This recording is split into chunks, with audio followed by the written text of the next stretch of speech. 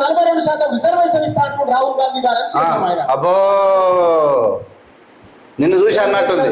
కాదు కదా నేను చేరింది, ఆయన ఆలోచన మేరకు చేరిన అదే నాయకుడు రాహుల్ గాంధీ గారు పార్లమెంట్ లో మాట్లాడుకుంటూ ఓ బీసీ నాయకులారా బీసీ ఎంపీలారా మీకు అన్యాయం జరుగుతుంటే మీరు మాట్లాడారా అని చెప్పిండు.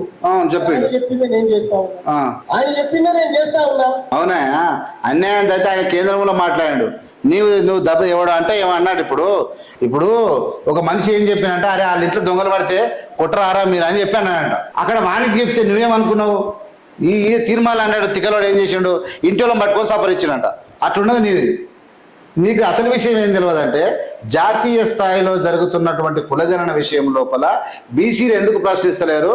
ఏదైనా క్యాస్ట్ సెన్సెస్ ఇక్కడ పాపులేషన్ సెన్సెస్ చేయాలంటే కేంద్ర ప్రభుత్వం చేయాలి అని రాహుల్ గాంధీ చెప్తే నువ్వు రాహుల్ గాంధీ అడుగుతున్నాడు కాబట్టి రాహుల్ గాంధీని వచ్చుకొని నువ్వు వీడు అడుగుతున్నావు. బుద్ధి జ్ఞానం లేదు నీకు. నాకు అర్థం కాదు. నీకు సగం నాలెడ్జే.